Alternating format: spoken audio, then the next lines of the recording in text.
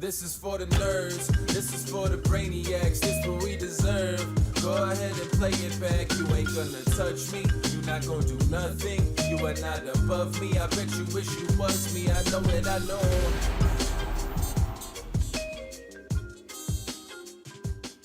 What's up, everybody? Welcome back to another episode of the Only Friends podcast. Happy Valentine's Day, everybody. Happy Valentine's Day, Matt. Who would I rather spend this glorious day with than the three of you, our special guest, my date for the day, Zack Fuentes. Yes. Welcome to the set, sir. Dude, I'm so happy to be here. We're happy to have you. You've had a hell of a week, buddy. Of a week, yeah. All right, well, let's start there. Tell us a little bit catch everybody up with the backstory. Okay, so I'm a longtime listener of the podcast. My wife and I last summer decided to get rid of the house and travel full-time in an RV. I love that. Yeah, so we're down in Florida in Navarre Beach, and we're parked pretty much on the beach in an RV park. And you guys come on. It's the 200th anniversary or episode, I should say. And I had it on in the RV, but then I remembered, there's a couple things I want to do outside. I'm going to work on my bike, etc. So I go outside, and I had come on about halfway through the deal and realized, oh wow, they're giving stuff away. This is cool. They'd never done that before, with the wheel and everything, which is super exciting. I mean, that's one of the best episodes you guys ever had. We've been talking about it. It was so much fun for us. Dude, yeah. I mean, really, it was great. But I didn't even know, to be honest with you, I didn't know what was on the wheel or what was really happening. I was out there listening and working, and then I heard, okay, we're going to get, this time we'll do two people, blah, blah, blah. And the first one is Z Fuentes. I was like, what the fuck? I was like, hold on, did he really say that? And he goes, Z Fuentes. I was like, what do I do? That's me, Z Fuentes. Yeah. I was like, how do I talk to him? And then, it was such a shock. And then you go, okay, we're going to send the link out, blah, blah, blah. And I was like, oh, okay. So I get on the freaking podcast. Well, I forgot that it was still going on inside the RV. Right. So I'm outside with my headphones and listening to it on my phone. And so we start going through question stuff. My wife is in the bedroom. And that morning we had been talking about, she's like, so, we've been talking about this kind of a restart to my poker career for almost a year now. And she said, so like, what does it look like? What do you want to do? And I said, well, I mean, I primarily want to play in Vegas. I don't like playing in Texas anymore. I've been playing in Texas for, almost 20 years now, 15 of it really seriously. And I just want to get to Vegas and I want to start a real career there. Okay, awesome. So one of the things I said on my bucket list was I want to be on, it's so strange that I'm here right now, but I wanted to be on the Solve for Why podcast. And I wanted to play poker out loud. We literally talked about that morning. That's so crazy. wild. Dude, I'm telling you, it was the strangest, most surreal thing that's ever happened to me. And the look on her face, you can even see me when we're going through the questions, she's knocking on the window, looking at me going, what the hell's going on? Because she's watching me on TV on the podcast. Right. Like she can't put together like how I got on the podcast. She had no concept that you guys were doing a giveaway or anything like that. So it was a real shock to her. And, you were the other gentleman, I forget what his name was. He actually won, but you were generous enough to say, hey, let's let everybody spin the wheel.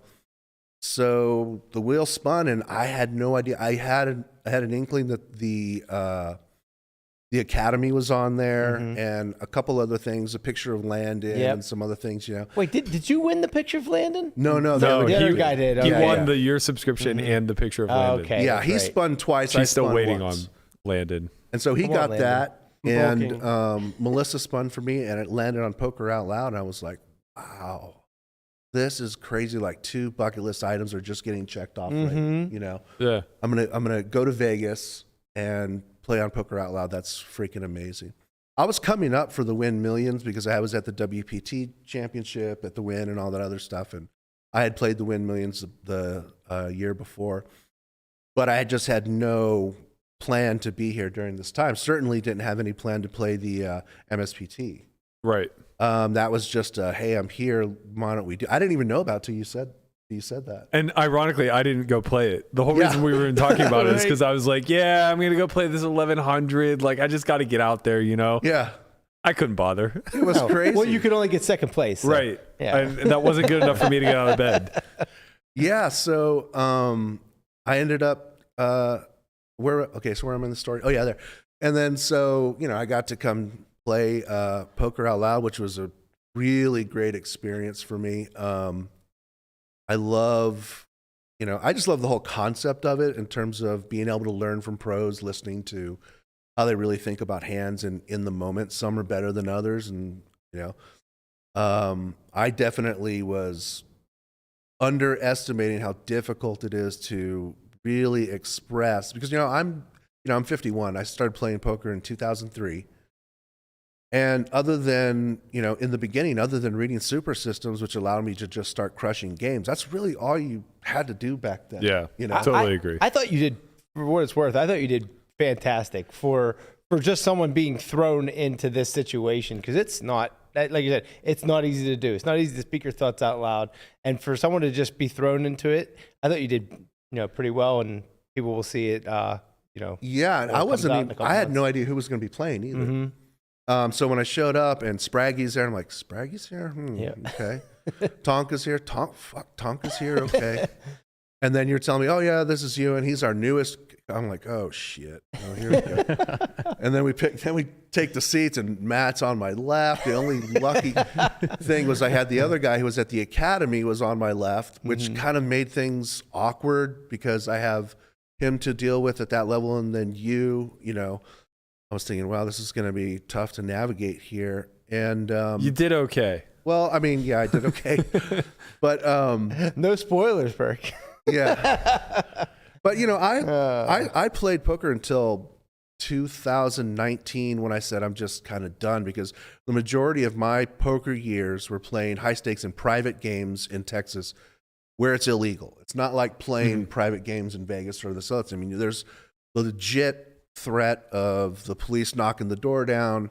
I played in games where gunshots came through the door, and the host is holding the door shut so the guys can't get in and kill us and steal everything.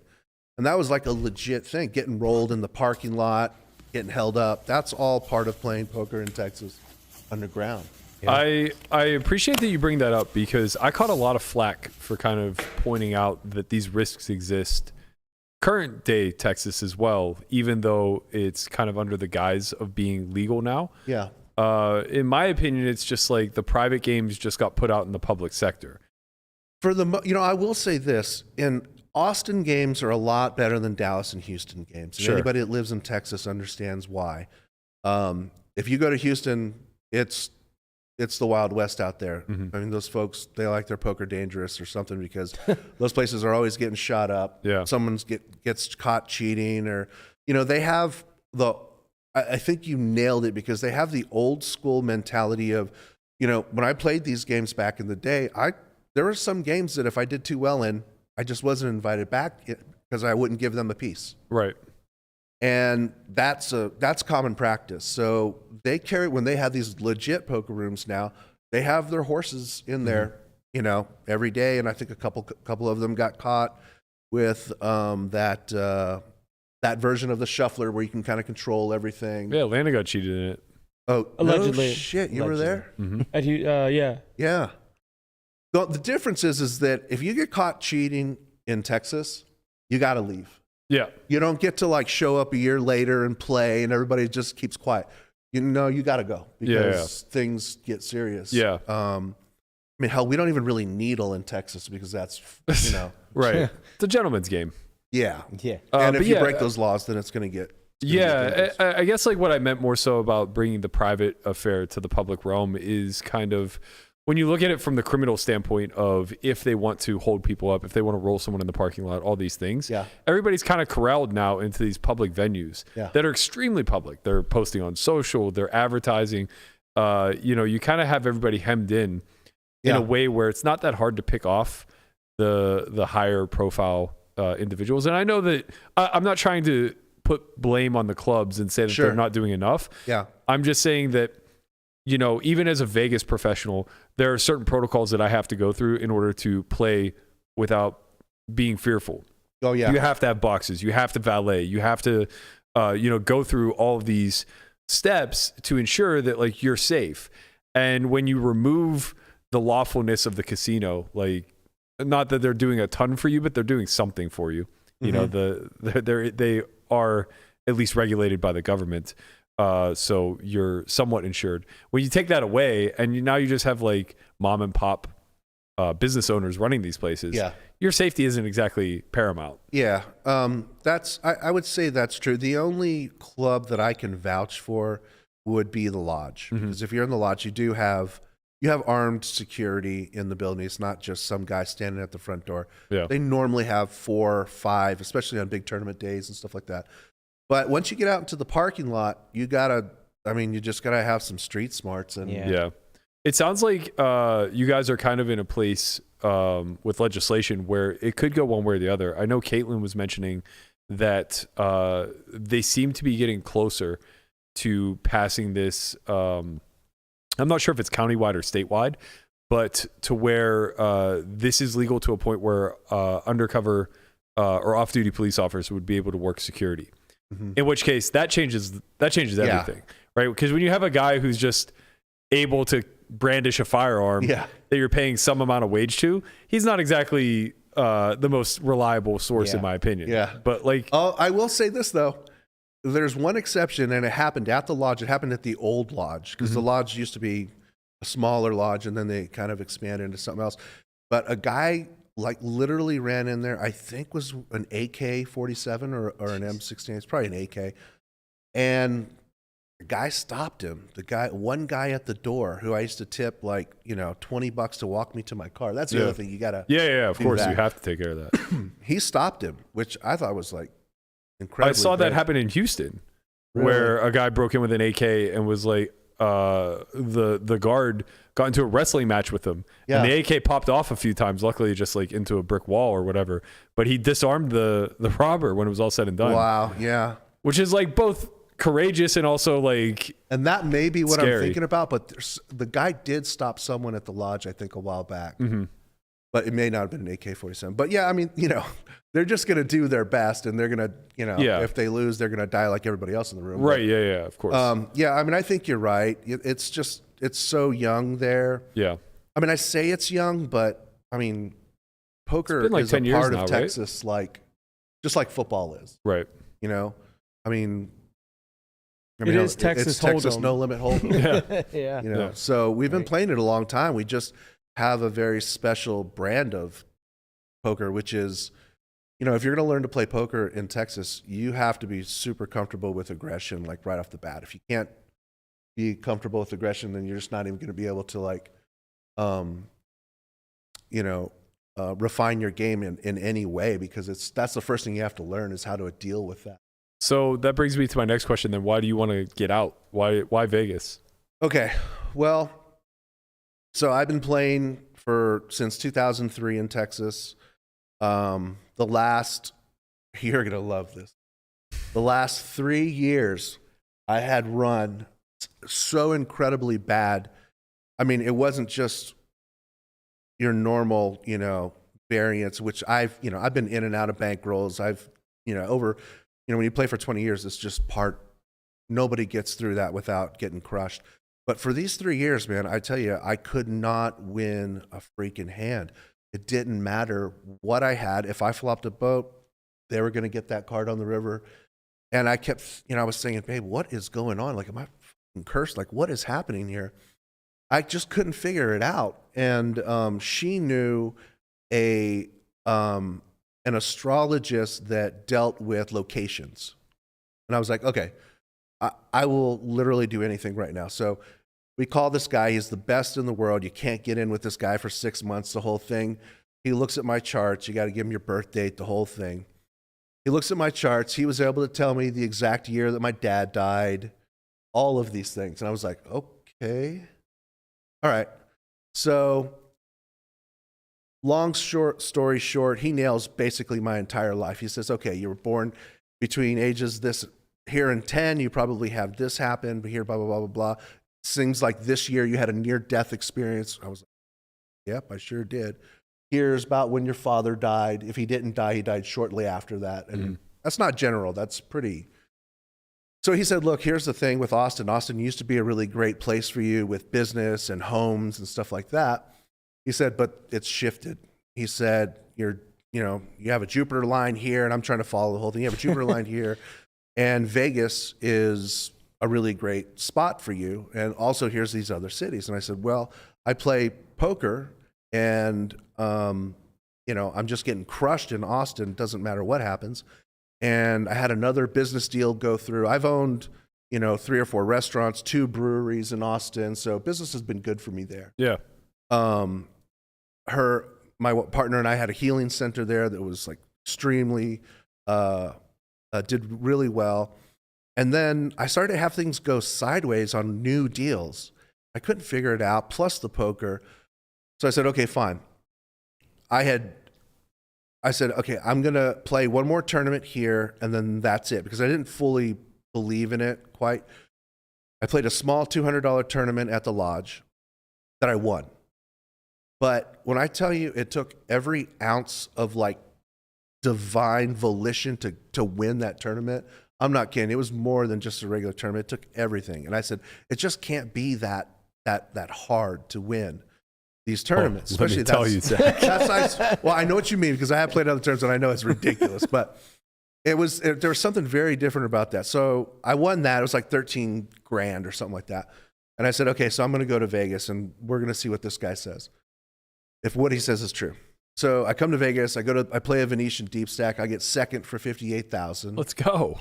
I go to the Win and I play 1,600 there, and I get 22nd or 25th, something like that, for like 5,000. I'm like, okay, it just felt like I was more in flow. I was running a little more pure. I wasn't winning every hand, but like the nightmare wasn't happening every time I shoved, Yeah.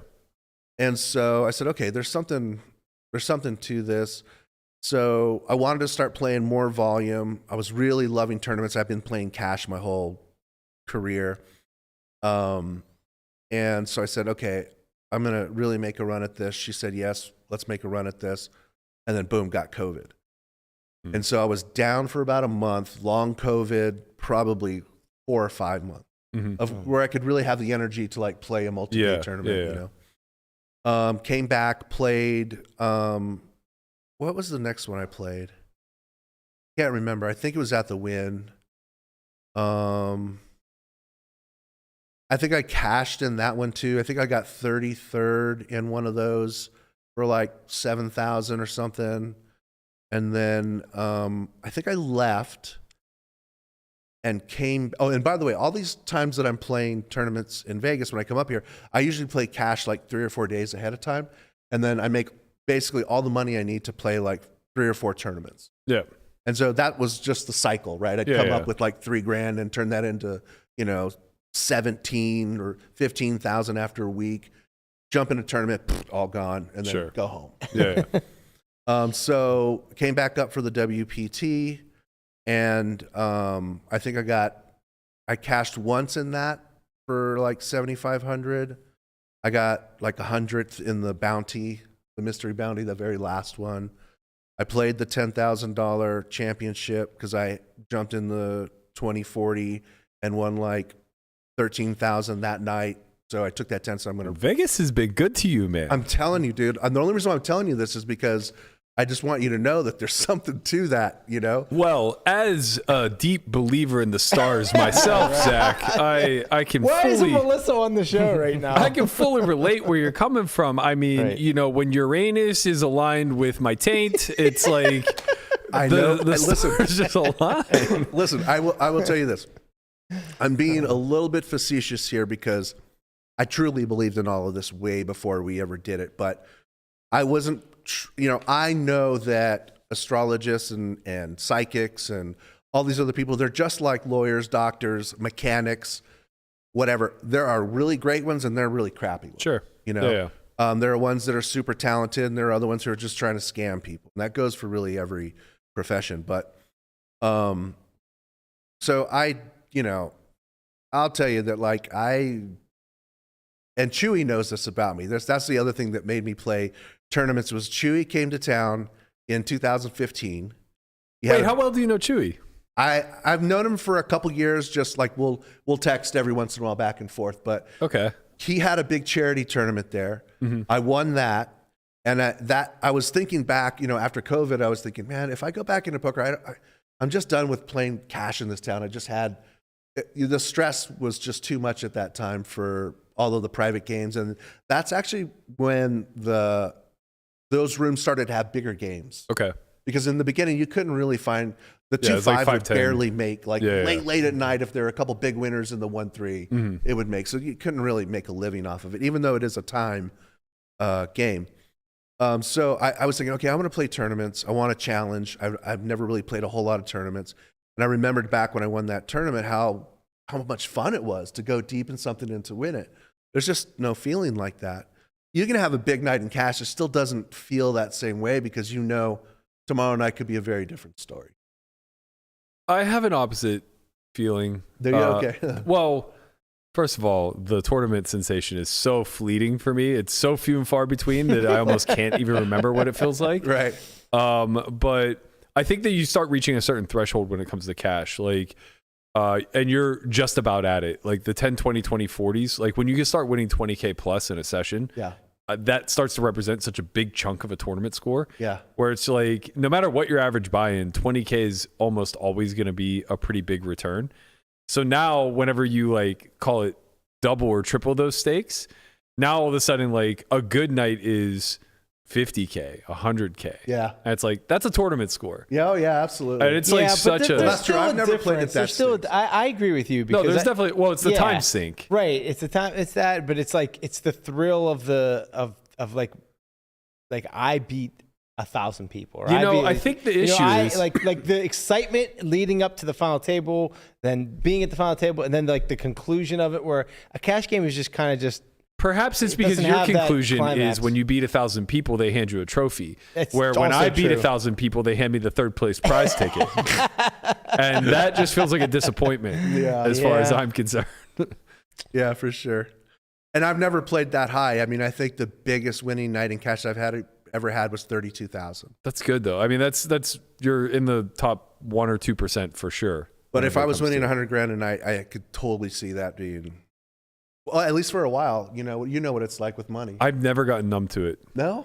You know how like as you're progressing, you have these like certain thresholds where it just becomes the new norm. Yeah. Like when you're in the 2-5, 5-10 range, like winning or losing 1,000 has just become like the new norm, and like 5,000 is that threshold where you're like, ouch, kind of, or like it feels really good. Yeah. And then as you progress, you get to like 10, 20, 20, 40, it becomes like 10,000 ish.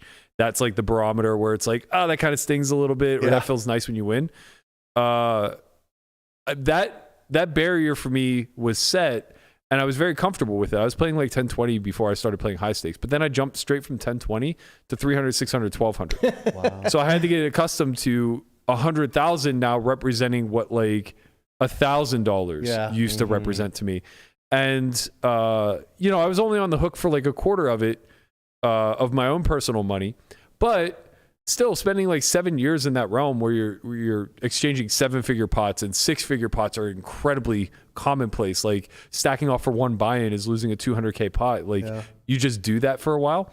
And I never got numb to it. And after the fact, when I went out on my own and started playing relatively smaller, like now I'm playing 100, 200, 204 and something like that, winning 50K still feels like winning 50K. Yeah. And it just like always will. Yeah. And maybe that's because like I'll just never be so financially sound that, it doesn't make it doesn't move the needle some sort of way. But like I've had millions of dollars and still winning 50K is just like, wow, that's nice. Yeah. Mm-hmm. That's a backyard if I want it. Yeah. You know? Yeah. For sure. What about when you win double the 50K? Yeah. Well, I can tournament. I mean, I'm kind of weird. I am one of those people. I really don't care about money because I've had money, and then I've lost money, and I had money and lost money. Yeah. Being an entrepreneur, you just Berkey's like, I can cycles. attest. Yeah. Yeah, we're on the same wavelength. The astrology thing, exactly. the hatred of money. We're there, man. I'm with you. How so you said like that tournament and that last one you played at Texas was like such a struggle to get through. So when you played this this past week, did you feel like everything was like falling in line and things were just like, was it easy to get through? Or? It was really like that because, I had aces once and that was the final hand. And I had kings awesome. once. Yeah, you limped and I like the little limp. Yeah, I don't even remember how the hand went, to be honest with you. I just remember Josh's energy kind of shifting where he was feeling kind of defeated because it was just back and forth. I mean, it was shove fest. We were rarely raising and almost never limping. And then I was kind of getting the best of him because I was really putting my foot on his throat towards the end when he was starting to get, because the blinds were 200,000. So you're putting 400. If you're on the big blind, you're putting 400,000 in, and you got 7,000 or 7 million, right? So you think 7 million is a lot, and then you get there and you're like, this is not gonna last very long. You got, 17 blinds. So I just kept pushing. We almost did a deal when we started heads up, but we just couldn't come to terms. I just said, well, I've got 9 million, you've got 7 million. I basically said, all ICM chop right now, we'll go home. Yeah. And I think, when I ran it in my head, I said, we'll both get about 100 and maybe me a little bit more. They ran it. They said, you get 103, he gets 100. And I said, that sounds like a good deal. Do you want to take it? He's like, no, I want the trophy. And I said, well, I want the trophy. And he said, okay, that's it. What was second place? 86. And first was like 120? 117. 117? Wow, he must be really rich. No, well, what he said was, he goes, let's do this. We'll chop it, but we'll put, 10% in the middle, which is like 20K, and then we'll play for the trophy.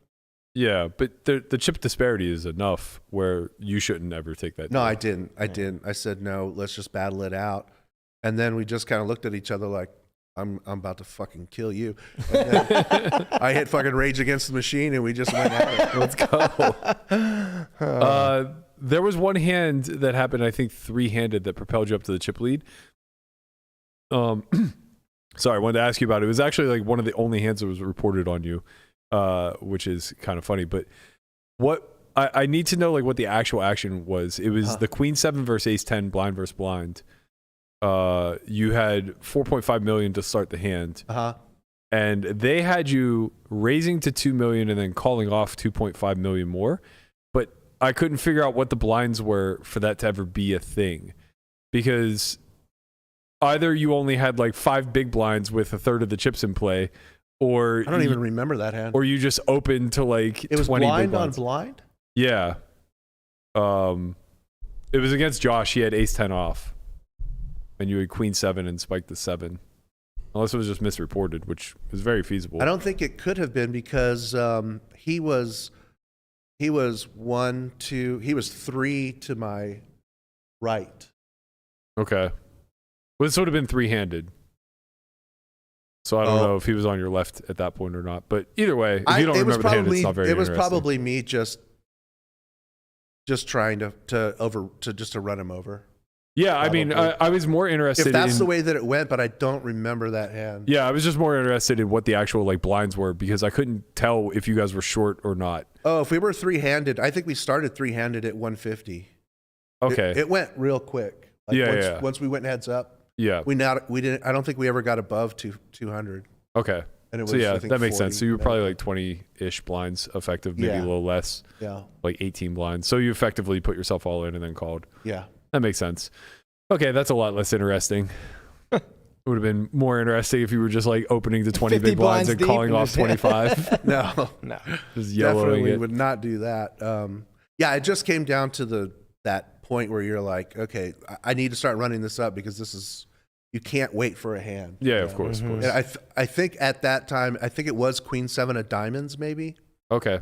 And I had already, and Josh even said this, and by the way, he's a super tough player. I mean, everybody knows that. This is like nothing against Josh, but he told me, he goes, man, you've been freaking owning me all day.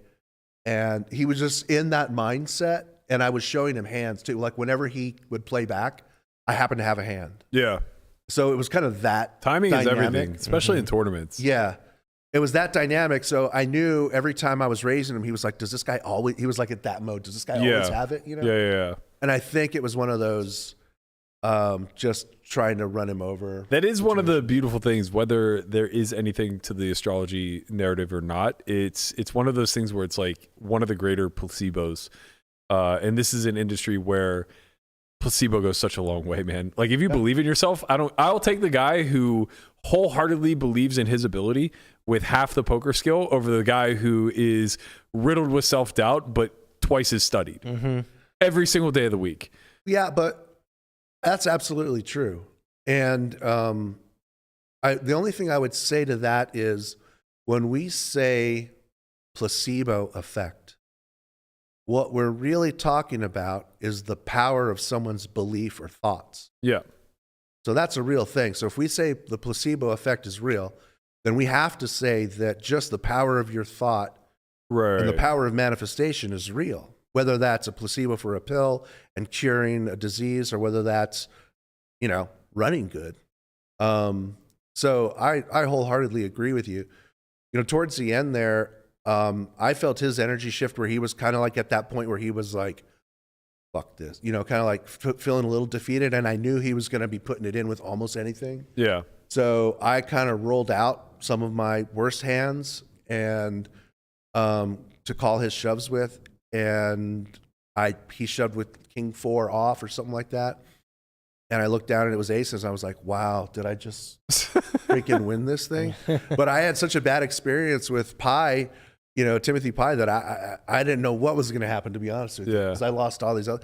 So I just flipped it over, stood up, and I was like, if it please just hold once. Just right now, just hold so I can go home. You saved your one time for the right moment. Exactly, yeah. But everything else was, honestly, it was table draws. I mean, I had great tables. I was picking up orphan pots just all day long. That's in nice. Position and it just keeps you moving through the tournament, right? I was following along. They weren't really covering you much, but like it looked like you went almost wire to wire.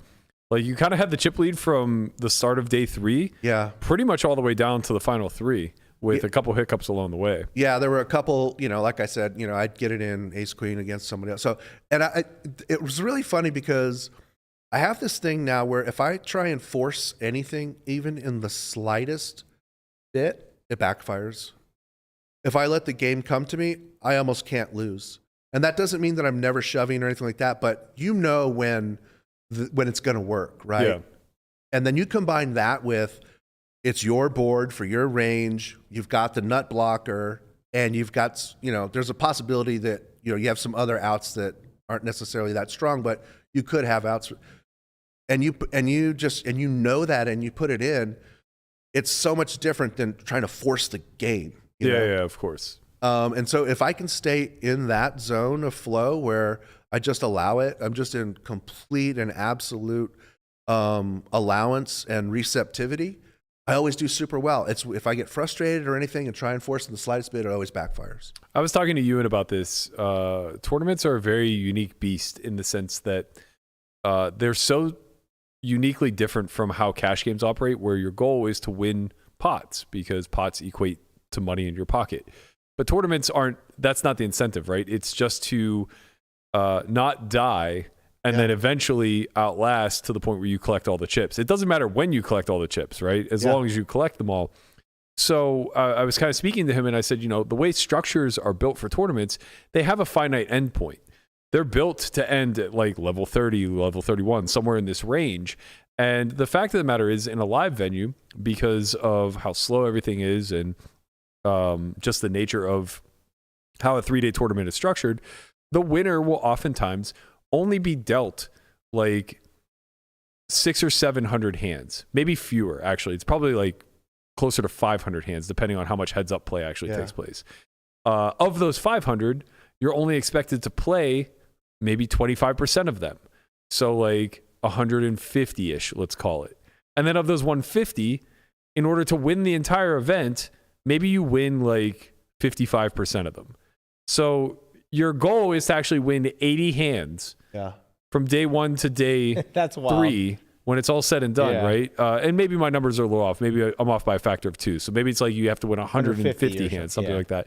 But we as like studied professionals who pour all of our heart and soul into learning chip EV and how to chase every single finite edge kind of put ourselves in harm's way a lot of the time according to the actual structure of the event. Yeah. Because if you look at the, call it 25% of 500 or 600 hands that you're dealt, you may actually have a profitable spot in like 65 or 70% of those hands.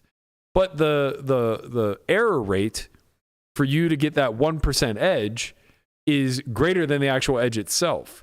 And now that extra 15 or 20 hands that you play could potentially be where you die. Yeah.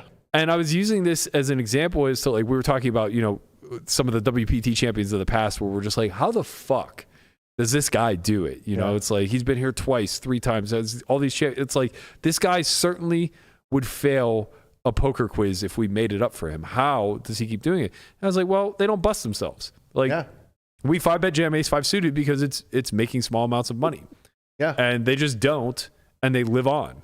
One of the things that really bigs. made a huge difference, and it goes to exactly what you're talking about, is as a cash game player, I'm playing a multi-day tournament, and I'm trying to fucking win it on day one. Yeah. I'm trying to play every pot, because that's just how I'm used to. You play every pot as aggressively as you can. You just win if it's, you know. And once I told myself, look, dude, you're not winning this tournament today. Your job is to bag. Yeah. That's it. Bag a healthy stack. You come back tomorrow and you just do that again. Yeah. I think experiencing it a lot throughout time is helpful too. Like the times that throughout my career, I've had a very high success rate on day ones. Like I've had a very, very unfair share of bagging chip lead or top 5 stacks throughout my career. And most of those manifested into deep runs. However, if I actually look at my deepest runs, my seconds through 5ths, call it, because I never win and I never get 9th. If I look at those, almost for the vast majority of them, with the exception of like, I remember one WSOP 6 max where I was chip leader day 1 and like came into the final table chip lead. With the exception of like 1 or 2, almost all of them I bagged like starting stack or less. And I can remember that they stick out very, very transparently in my mind because I was so miserable after day 1 because I didn't achieve the top score. I didn't bag the chip lead like I'm accustomed to. I knew that it was going to be a rocky road and that I was unlikely to cash now and that I was certainly unlikely to win. But then day 2 goes way better than day 1. And now suddenly you bag chip lead going into the final 3 tables. And you know, it's really important, I guess, to have that positive reinforcement after what is otherwise perceived as negative feedback in order to remind you, like, that's not how we keep score in this particular format. It's meaningless. There's also like no pressure. Like you come in with like a below average stack, you're just like, okay, well, like there's no pressure to like cash or to run deep because, you know, you're just expected to bust a lot. So then you just, maybe you play a little better, or maybe when you have the chip lead, you're like, I want to maintain this chip lead throughout this. Well, your whole job thing. is very different when you bag a chip. Like when you bag 100 big blinds, your job moving forward for that next day is so different than if you bag 25 blinds. You know, and the whole strategy is going to be different. And you're also going to have to shift through strategies a lot more fluidly whenever you come in with that stack, because the likelihood of maintaining it / growing it is still going to be less than you losing it. Right. Which is going to force you through strategy shifts. Whereas when you come in with 25, the most probable outcome, if you last throughout the course of the day, is that you just maintain 25 blinds level through level through level. You're just winning just enough pots to breathe and live, and maybe you catch a double. Right, exactly. But just like you're survive until you hit a rush. Yeah, you're very unlikely to just like shoot up to the chip lead. Right, of course. And obviously you're pretty probable to bust, which doesn't require much of a strategy adjustment. True. Yeah. You know, there's not much there. But so now that you have had this 6-figure score, this is your biggest career score, correct? Oh yeah. What's your plan with the money, and what's next poker wise? I mean, the money is just, you know, now I have a bankroll and have to come up here and play cash games for 4 days to play tournaments. Okay, that's good. I'm gonna come. I'll be back here. I'm gonna leave tomorrow. I go back to Navarre Beach, pick up the wife, get the dogs in the RV, get everybody back to Austin. I'll be there for about 2 weeks to relax, and then I fly back up here for the Win Millions on the 22nd. Oh, it's that late in March? It's February. I think it's February 22nd okay, to March. okay, Yeah, that yeah. makes sense because I was gonna say I thought it was the first week of March. Yeah, it's February 22nd to like March 23rd or something. Okay, cool. Are you gonna do the lodge at all? I know they're doing a big thing next week. No. I think. I have about 2 years before I can play another hand in Austin. That's right. Yeah. It's I forgot you're those on a energy shifts. timeline. I'm not Right, doing it. I'm well, just yeah. not doing it. Burke. That's fair. It's the Mercury's, vortex. All the guys' Mercury's in advice, everything works retrograde. out. God damn it. I forgot. It's the vortex. My bad. I'm telling you. Have you been to Sedona? Fuck yeah. I've been to Sedona like Yeah, of course. 8 times. She's like, I have 3 houses in Sedona. Look, man. I'll tell you. Sedona's great. I love it. Yeah. Going back to the Chewy story. Oh yeah, you never fished that. So literally until the WPT championships, I had hair like down to my middle of my back. Okay. And my beard was like down to here. Okay. And when I won that tournament, Chewy's charity tournament, he was gracious enough to, he said, hey, we're having a little get together over at the house that I'm staying at here in Austin. Why don't you come by? We're gonna have a tea ceremony and all that stuff. And I was like, okay, cool. So I got to go over there and hang out with him, and we talked, about poker, but we mostly talked about spirituality the whole night. And so one of the things the reasons why we got an RV is my wife and I, we travel so much because we teach spirituality on the road. We have big retreats in Sedona. We just had one in Navarre. I mean, really good, San Diego, all over the Right. place. You're a Reiki master, right? Yeah, I was a Reiki master. I've now moved on to another healing form called quantum harmonization. But all of that stuff, anything that had to do with healing, I was in the restaurant business for 25 years. And when you're in the restaurant business, you're a big drinker. There's just one long party, really, being in the restaurant business. And in 2012, my dad passed and I got a divorce. So it was like a big shift in my life, massively. My dad was my best friend. I took care of him the months, 8 months before he passed at home. And it just really kind of opened up my eyes. I said, okay, I'm done drinking. All that stuff just kind of went away, And I just said, there's got to be something other than this, So I stopped drinking, and I didn't even make the choice. I just didn't have any urge to drink again. Yeah. And just started working on myself. And I ended up meeting my wife now, who is an amazing, amazing woman. I freaking idolize her. Her capacity for love is limitless, literally limitless. It was the first real time in my life that I had experienced unconditional love, true unconditional. And that really just kind of shook my whole perception of reality.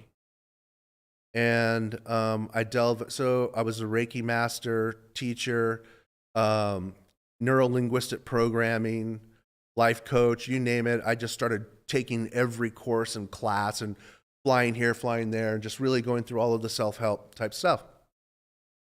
Because, when I was drinking, I know I was an alcoholic, but I wasn't the picture of what most people think an alcoholic looks like. I was high functioning. I had several businesses, several restaurants, 2 breweries.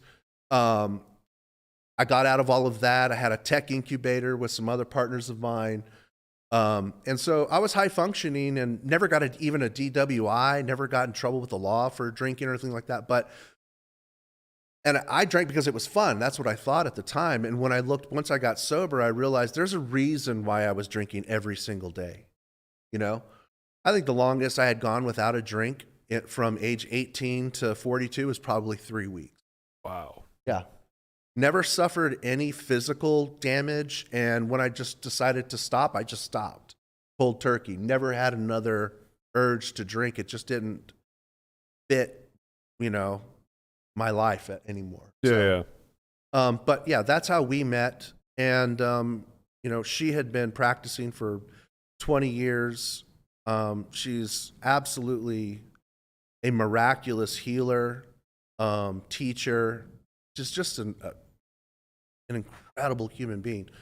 But so when I was talking to Chewy, I think even Chewy, I make Chewy honestly, and he'll probably back this up.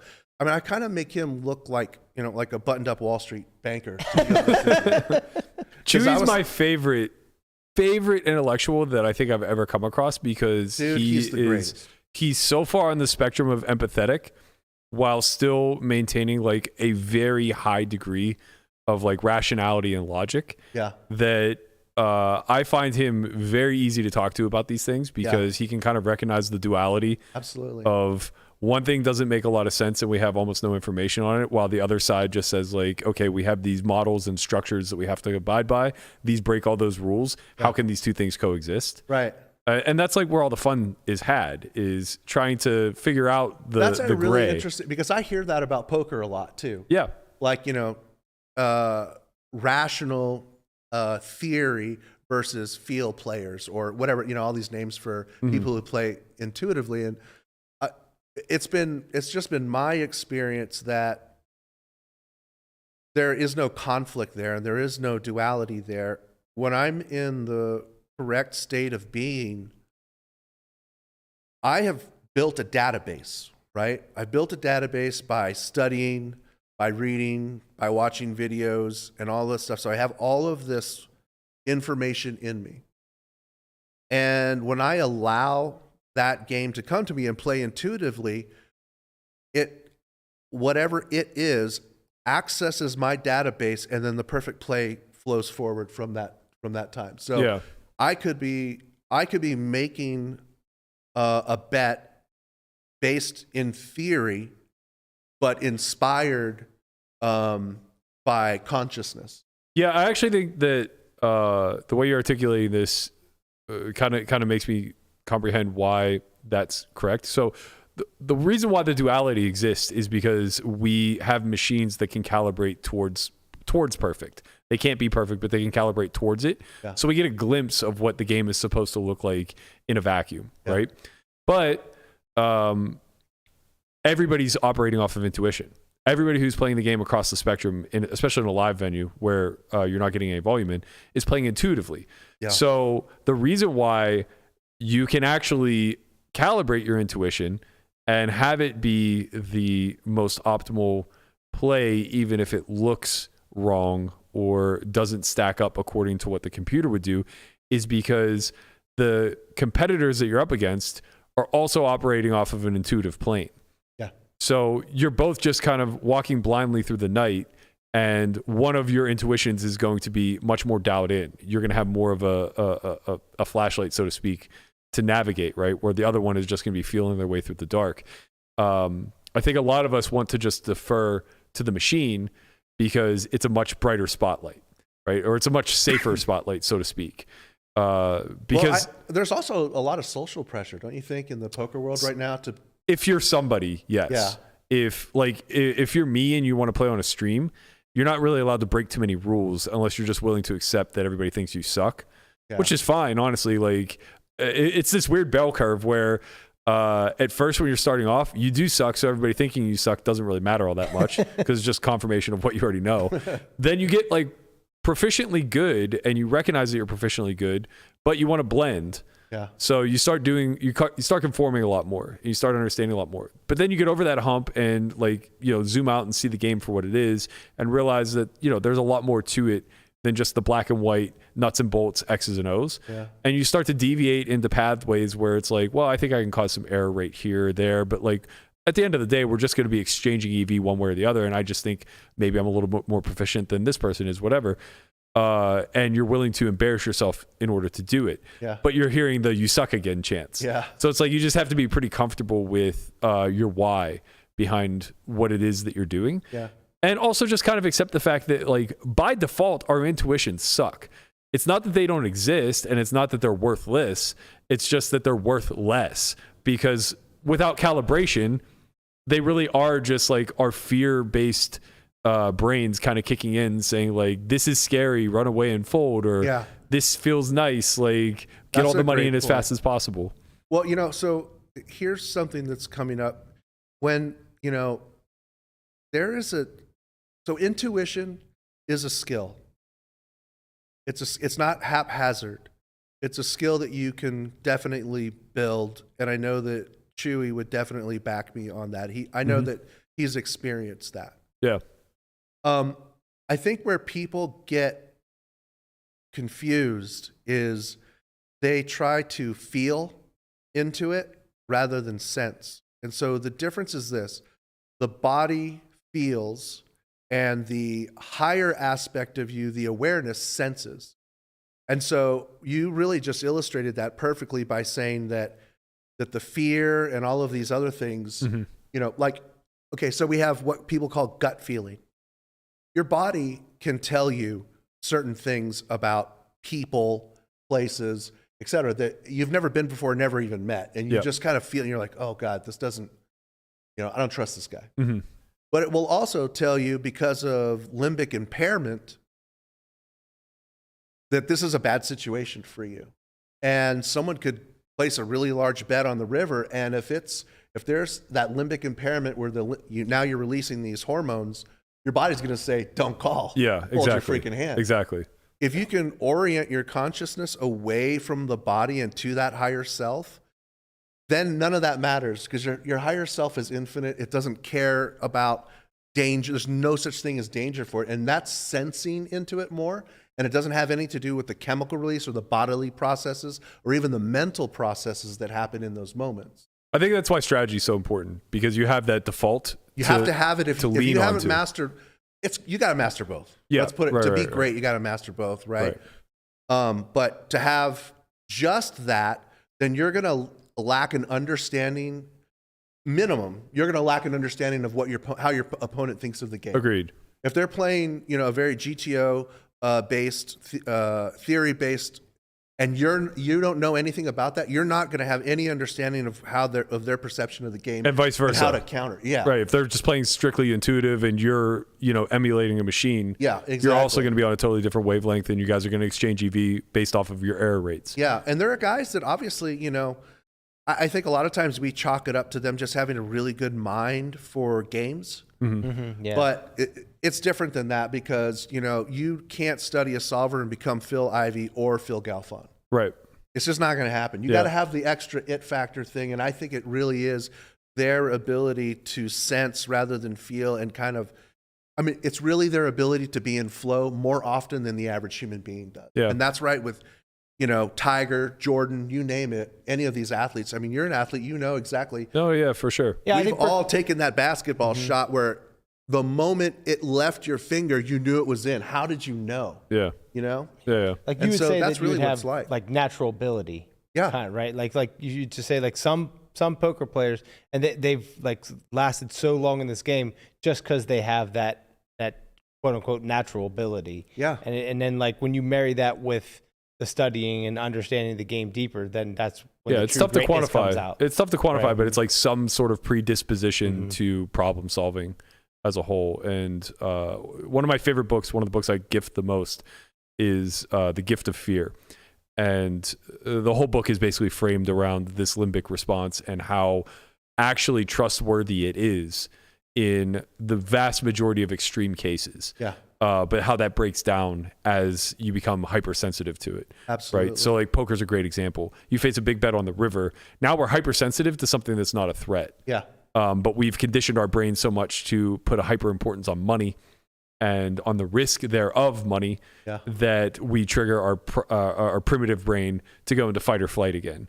And because, theory you know, trains you out of that. Yeah, and that's a really great point, because look, when we didn't have TV and all of these other things, our limbic systems weren't impaired to the degree that they are now, because they were meant, you know, when that lion jumps out of the tall grass, you got to hit it. Now you can watch horror movies, you can watch all these things all day long, and your limbic system doesn't know the difference between make-believe and real life. And you're constantly hitting it with all of these things that are happening on TV or even rap song, whatever it is, constantly hitting it, and it really thinks the world is an extremely scary place to be. Right. When it's never been safer. Yeah. For all intent and purposes. You know, I think I've definitely done a lot of work on my limbic system, especially after COVID, because I felt like after COVID, I felt like I had even more limbic system impairment, because I was having these kind of like feelings of doom and dread when nothing was happening. And I'm self-aware enough where I could realize, okay, why is my body releasing these chemicals right now? What do I believe that isn't true in this movement.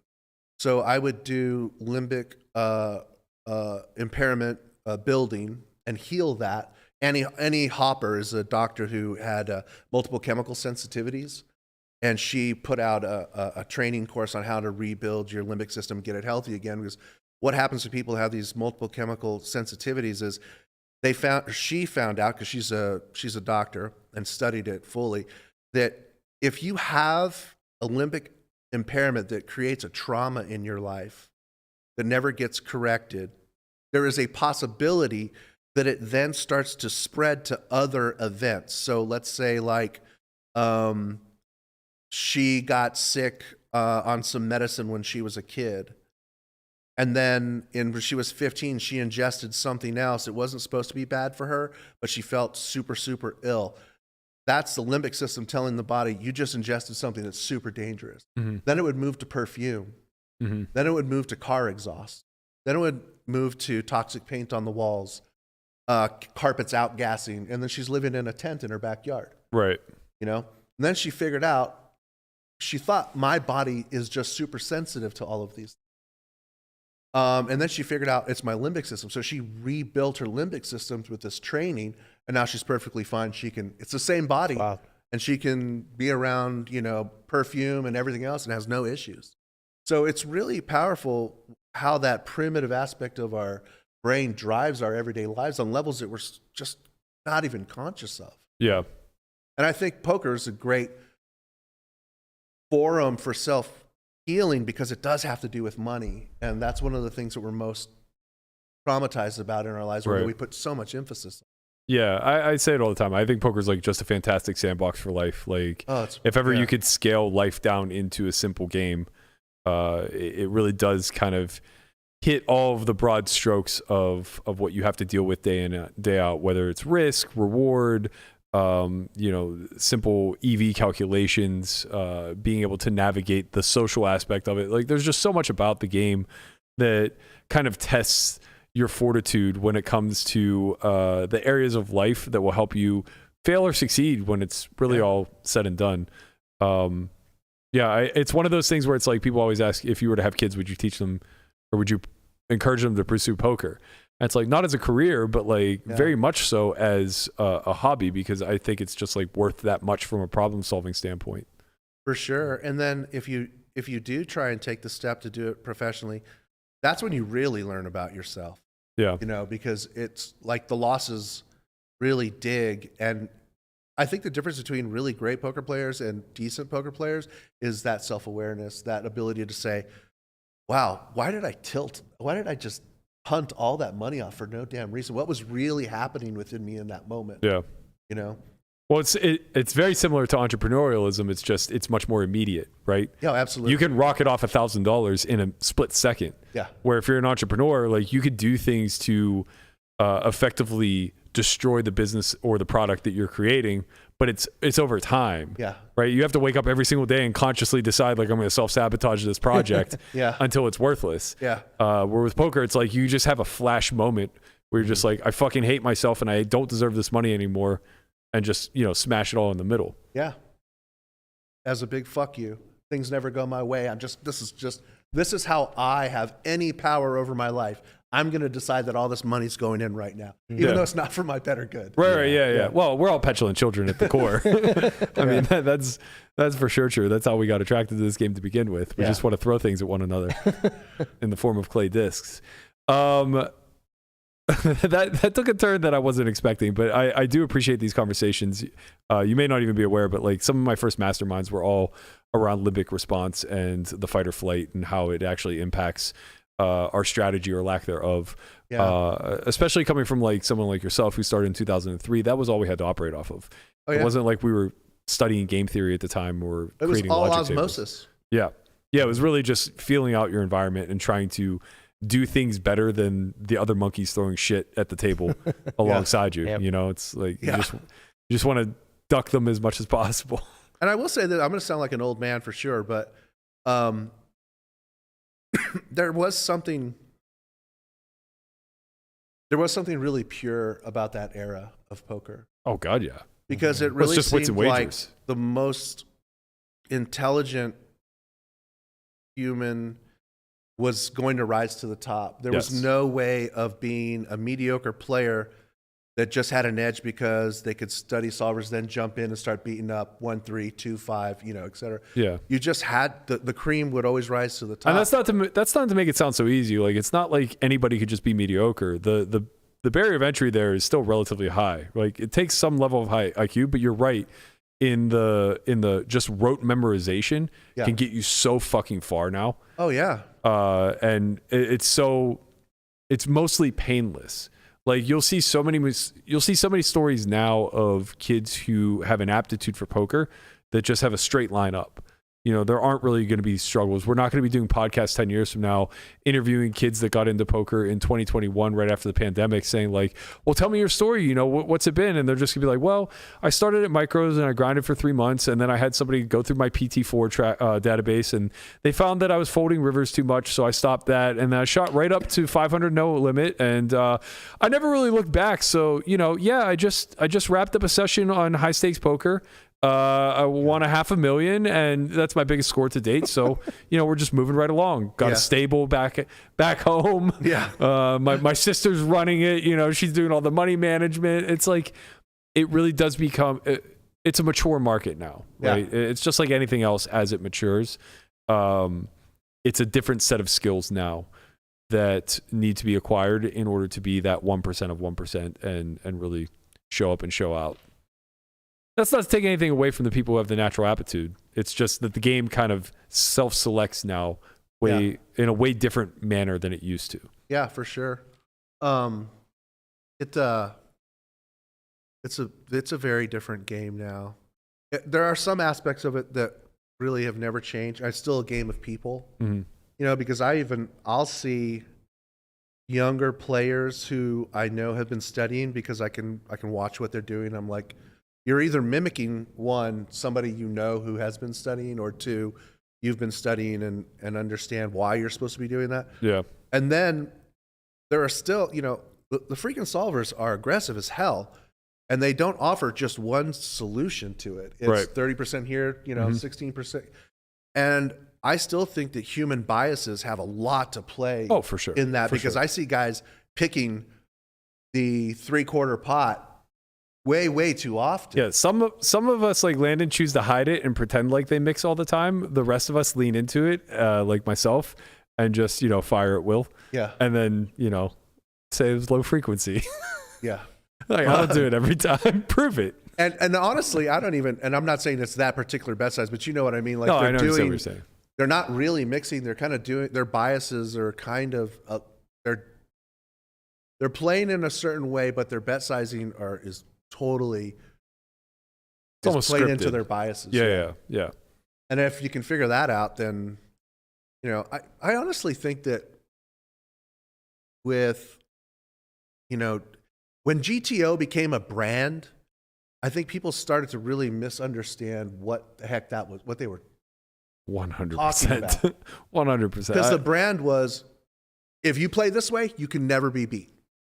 It's the biggest misunderstanding of how game theory actually functions. Yeah. People miss this very clear caveat in the definition of equilibrium, and that it requires two rational actors. The definition of a rational actor in that construct is two people who are trying to play an equilibrium strategy. The second one of those players is irrational and just defies that, your parameters have to change. And in a game of imperfect information, that's something you just have to be able to adjust to on the fly. Yeah. So most of the best players in the world are going to be very well versed in theory, but are going to be very capable of freestyling in almost all scenarios that they're presented live. Yeah. Unless they're playing a 250K high roller with 30 people who are trying to mimic the same strategy, they're often going to be in a wild environment. Like, I'm going to play at the bike today, versus Helmuth, who's going to VPIP 6%, and Robbie J. Liu, who may VPIP single digits, may VPIP half the deck. We have no fucking clue, right? But like, it's going to be so much randomizing, and not in the frequency sense, right? Not in the sense that the computer would have you randomize, but in the sense of like, oh, I just feel like playing this hand this time right now, and I'm going to do that. And maybe this hand is something that you're supposed to play at some frequency, and maybe it's just a 0%er. But in any event, like, as a rational actor in that environment, I have to be able to react to irrationality. Yeah. And it's not deferring back to what the machine would do. Yeah. Now I just have to operate off of what is logical when somebody's breaking the quote unquote rules. Yeah. In Texas is a really great example of that, because when we started to have larger tournaments there, I played a couple. I went to Houston and played a couple there, and there were a lot of Vegas, like mid-stakes pros there. Mm-hmm. And I mean, I can't tell you how many times I heard the same thing from them. These people aren't playing poker. This is fucking bingo. I can't fucking play against them. Like, what the hell am I doing here? You know, the whole thing. And I was just thinking, it's like, man, you don't have the ability to shift into. Well, it's hard.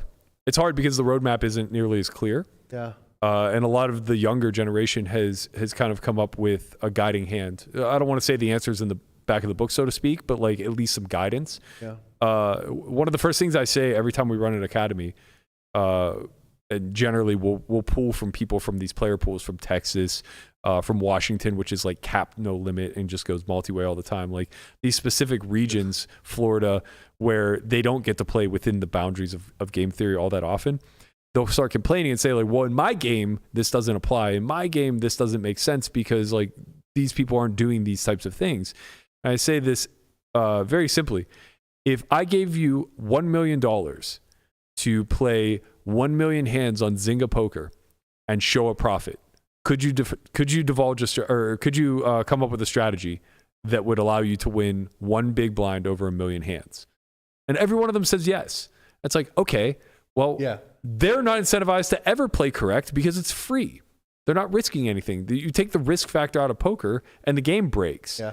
So if you could come up with a strategy where all of your opposition has no strategy, like openly no strategy because there's no incentive to have a strategy, then I promise you can win in a game where everybody is incentivized to make money. Yeah. And that's kind of like what the nuts and bolts of it come down to. You have to look at both extremes. Game theory optimal is one isolated extreme where we put the game within a vacuum and we try to see where it breaks if everybody attempts to be perfect. And we look for those breaking points and we say, okay, these are where the errors are going to occur once we enter the human element. The whole other extreme to that is you remove the risk factor, let a bunch of humans battle it out against one another, and see how fucking ridiculous this game can actually be if everyone has 100% VPIP ranges. Somewhere in the middle there is what we actually do on the day-to-day. Yeah. And that's the fun part. Yeah, it's amazing. I love this game so much. You know, to play it for 20 years and play 15 of it illegally, I've loved this game. It was, I was an athlete when I was younger. And really at the table was the only time I've ever felt like I did when I was on the field. Mm-hmm. That comfortable and, Yeah, that's relatable. Yeah. You kind of answered the question I was going to follow up with do you still see the game the same way now that there's been such a hard shift towards theoretical study? Because I study. Yeah. I don't go through and study individual spots. Like I think a better, and I could be totally wrong, and maybe I'm just old or something, but I think a better use of my time is just to watch videos and figure out why the solver, how it sees the game or why it's doing certain things from kind of like a heuristics, vantage point. Yeah. And then I take that into consideration and I do that. And I mean, the game is much different for me now than it was in 2019 because just studying over COVID and watching those videos and stuff, I'm a much, much better. Yeah. I really am. And I played those private games in Texas for so long, and just as I kind of was like, I'm tired of this. I really don't want to do this anymore. And I was running businesses at the same time too. Mm-hmm. So it wasn't ever like I had to win to pay rent or something like that. Right. I started playing poker when I was 32 years old. Mm. But during that time when I started to tail off and not show up at those games anymore, the the legal poker clubs started to really come up. And then there was a younger generation of pros that kind of would quit their job and, they had 180,000 and then they start playing, they can play higher. And then there's this, Jay Wynn and a lot of these guys that are in Texas. Skull Mike's not really one of them because Skull's kind of an OG as well. He was playing back in the day. But there's a whole group of them that are the streamers now. Yeah. And I was watching them and I was thinking, wow, it's incredible that this guy in literally 18 months went from playing 1-3 to 25-50 on a stream. And that really spurred me to like start studying. Yeah. And to be honest with you, it was my ego as well, because I remember, and I was watching an Andrew Nemi video, and he said, I'm going to be playing with some of the best players in Texas on this stream. And I was like, okay. I need got to get in there. I felt old. I was like, I'm going to go back and play some fucking cash Yeah. that whole thing. Yeah, of course. But it really just drove me to just take the time to just study more. And that's great. Yeah, I think it's fantastic. Well, this has been an absolute joy. You were the most pleasant surprise that I think could have ever possibly come out of the giveaway. I'll say. Oh man, it was wonderful. I'm so excited for you and for the big upswing that you've kind of had this past week. I'm happy that Poker Out Loud was a bucket list item and we were able to fulfill that. It was great. That was this amazing. right here is bucket list item. Yeah, and I really appreciate this conversation. This has been a lot of fun, at least for me. I think, having been in the game for a similar amount of time, like we kind of see the same evolution and follow the same kind of lifeline as far as what drives the game and what inspires us to play, what feels like we're playing our best versus like, what is measurably our best selves and things of that nature. It's tough, man. You live on the turn of a card for a long enough period of time and suddenly you just kind of embody the game in certain elements. But yeah, I mean, this has been a complete pleasure. Really appreciate you joining us. Oh, thanks for having me. I really appreciate it. Yeah, it was great. On that note, we will be back tomorrow. I believe I'm going to be calling in from LA. By the time you guys see this, I'm hopefully mashing one Phil Hellmuth. A couple of things to get out of the way. We have a MTT Academy. It's going to be our only one this year. It is May 24th to the 27th. May 24th to the 27th. May 24th to the 27th. 18 seats. 18 seats, yes. Guess what? Going back to the we old already format. sold one. Okay. So 17 seats. That's how fast they're going to go. Just been announced. We've already sold one seat. So 17 seats remaining. The structure of the event will be 4 days long. Each day will represent a phase of the tournament. The way that we structure it is if you bust, you basically come back in with the average stack. That bust total is held against you whenever we're determining the final quote unquote prizes. The final day will be a final table for everybody. Matt Hunt is going to be leading the way, taking you guys through all of the impacts of ICM, the difference between early stage play, late stage play, things of that nature. Really excited for this WSOP tune-up, so to speak. So if you guys are interested in that, be sure to join. We also still have a few seats remaining for our Poker Out Loud Academy. That is April 15th through the 18th. This is going to be a 4-day academy and also the last Poker Out Loud Academy that we run this year. We're going to go back to the old format for the second half of the year.